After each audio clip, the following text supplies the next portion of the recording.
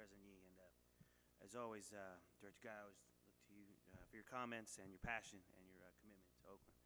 As the representative District 6, I kind of want to focus comments on that part of the presentation.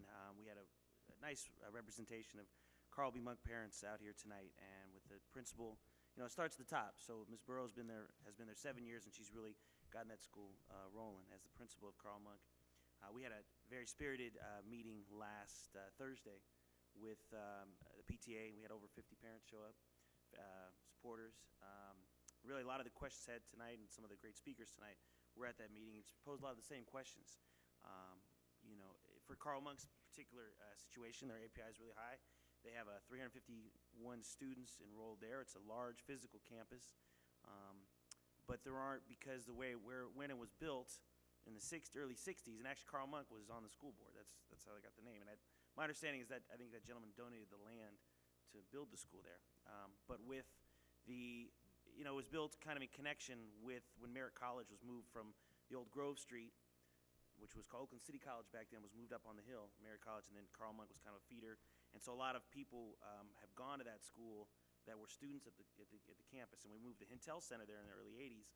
That was why. So parents could attend Merritt College, have their kids in elementary and the preschool there, and that's why we had that focus. The biggest thing we came out of looking at the criteria was that in our district we honor open enrollment. We have an open enrollment system, but it seems to be if your school has a number of open enrollment students and people go to if your school attracts kids from all over the city, that tends to have a negative factor in the criteria process. And I think that's what a lot of the parents, I know they raised that issue last Thursday, and I know a lot of them raised the same issue tonight. So while we all voted, and I voted along with everybody else for this criteria, I think that for some of these schools like a Kaiser, like a Lakeview, like we've heard today, it seems there's a lot of kids from outside the district. And if we're going to honor open enrollment and the fact that you can attend anywhere, and I can live deep at Brandy Park, but I can go to McClymonds or I can go to Skyline or wherever, or vice versa. I live at Skyline, I can go to Brandy Park or McClymonds. That would actually be a negative for the school itself and then the criteria. So I don't know what we want to do with that.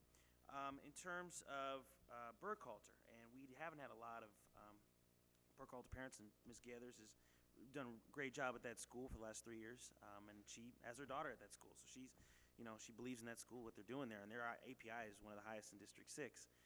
But physically, that campus is very small, and so when we have less than 200 students at that campus, and at some point that school was built after, my understanding, after World War II, when the Naval Hospital was put in there in that part of Oakland, and now we have the rock quarry that's been filled up with a number of homes. And I've said this ad nauseum in my 5 years on the board, is that people that live in that 2 blocks away, literally, but it's across the freeway. Mr. Tapscott, you talked about the freeway dividing the city. I mean, people will not. I don't think we have one student that goes to Burkhalter 2 blocks away that lives in that rock quarry.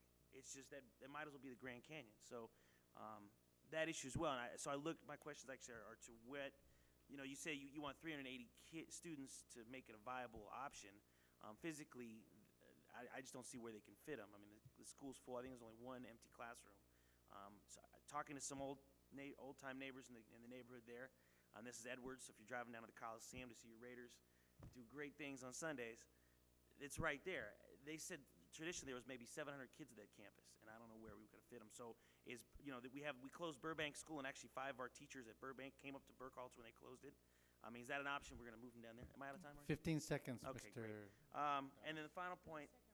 I did it on the second round. And finally, Greenleaf is going to make that choice to go K-8. And I guess my question was, and the community there is really excited. The principal's excited. What was the process? How did they get to choose to be a K-8, and maybe other schools didn't get that option?